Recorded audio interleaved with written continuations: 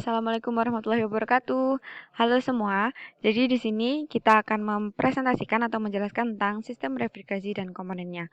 Mungkin teman-teman agak sedikit awam dengan apa itu sistem refrigerasi, tapi untuk produknya mungkin sudah sangat familiar karena semua rumah mayoritas sudah punya menggunakan alat sistem refrigerasi, yakni bisa kita temui di AC ataupun di kulkas. Oke, tapi sebelum itu kita kenalan dulu dong ya tentang apa itu sistem refrigerasi. Nah, bisa dilihat nih dalam gambarnya itu ibaratnya rumah yang memiliki AC.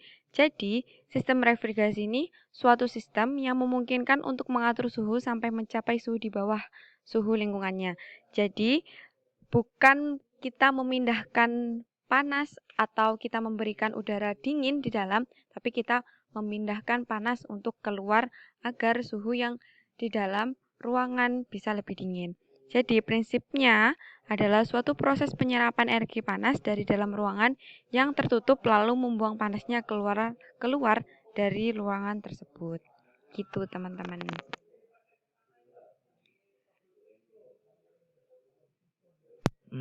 Kok bisa dingin ya? Gimana caranya? Apa sulap coba? Ya, kita untuk lebih tahu lebih dalamnya, kita next dulu ya. Nah, ini dia. Jadi, kita kenalan dulu ya sama komponen-komponennya. Jadi, refrigerasi itu memiliki 4 komponen utama yang memiliki fungsinya masing-masing dan refrigerasi sebagai fluida kerjanya.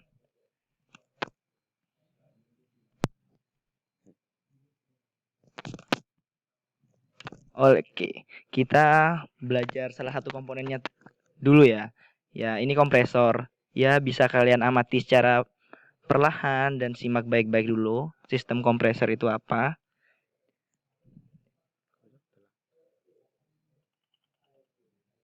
Nah, kompresor adalah komponen yang bekerja untuk menghisap dan memaparkan kemudian menekan uap refrigerasi supaya bersirkulasi ke semua sistem refrigerasi. Nah, bisa kalian lihat sendiri ya, di sistemnya itu penjelasannya bagaimana, detailingnya bagaimana.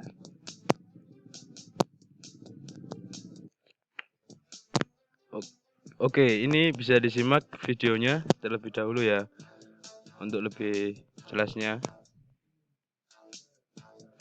Ya, ini part-part dari kompresor. Ada banyak sih sebenarnya. Ya, nggak mungkin disebutin satu-satu, ini banyak soalnya. Ya, ini oke, ini ada katup-katupnya. Kemudian, nah ini cara kerjanya pistonnya. Masuk ke atas ini untuk menekan, dan ke bawah ini untuk menghisap. Ya, seperti itu kurang lebih. Oke, saya rasa ini sudah cukup. Kita next. Ada yang kedua yaitu kondenser. Ya, kondenser adalah suatu komponen dari sistem refrigerasi, yaitu sebagai suatu alat yang berfungsi untuk melepaskan panas yang diserap dari refrigeran di evaporator dan panas yang terjadi selama kompresi. Ya, ini contoh videonya. Tuh kan, ini refrigeran yang ada di kondensor. Di kondensor. Oke, ini ada videonya yang ini yang sedang berjalan. Ya, ini di kondenser ya. Untuk secara sederhananya, kondenser juga berfungsi untuk mengkondensasikan atau mengembunkan refrigeran yang berupa gas menjadi cair. Untuk mengembunkan suatu gas, dalam hal ini, gas refrigeran perlu melepaskan kalor. Kalor dilepaskan oleh kondenser keluar lingkungan dan biasanya kondenser diletakkan di luar ruangan atau outdoor. Oke, habis ini masih ada lagi komponen-komponen. Ya, selanjutnya kita akan menjelaskan tentang pipa kapiler. Di sini pipa kapiler berfungsi untuk menurunkan tekanan dari refrigeran atau freon agar bisa menguap di evaporator pada suhu temperatur yang rendah. tekanan dari refrigeran atau freon bisa diturunkan sebagai akibat adanya gesekan pada pipa kapiler yang panjang dan berdiameter kecil. Untuk pipa kapiler biasanya dinyatakan dalam angka 10, 20, dan seterusnya sampai 90. Angka tersebut menunjukkan diameter dari pipa. Untuk grade 10 menunjukkan diameter dari pipa 0,01 inci. Oke, ini pipa kapiler bisa diamati baik-baik ya. Mungkin cukup jelas penjelasan pipa kapiler, mungkin cukuplah. Kita lanjut ke komponen selanjutnya, yaitu evaporator. Wow, keren nggak sih? Muter-muter dong. Nah, oke, kita akan lebih jelasnya tentang evaporator. Evaporator berfungsi untuk menguapkan refrigeran yang berupa cairan menjadi gas. Kebalikannya dari kondenser. Untuk menguapkan cairan, dalam hal ini refrigeran dalam bentuk cair, menjadi gas membutuhkan kalor, tentunya. Kalor yang digunakan berasal dari objek yang ingin didinginkan.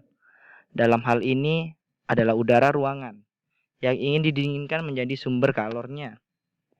Evaporator seperti halnya kondenser yang merupakan heat exchange. Evaporator juga terdiri dari pipa yang dilengkapi dengan kisi-kisi udara. Udara ruangan yang tadinya tidak dingin dialirkan melalui evaporator. Kemudian kalor dari udara tersebut diambil atau ditarik lebih tepatnya mungkin oleh refrigeran dalam evaporator. Sehingga setelah melewati evaporator, udara tersebut menjadi lebih dingin. Kalor yang berpindah dari udara ke evaporator dapat terjadi karena tempat evaporator lebih rendah daripada udara ruangan. Bisa disimak baik-baik ya alurnya evaporator itu bekerja.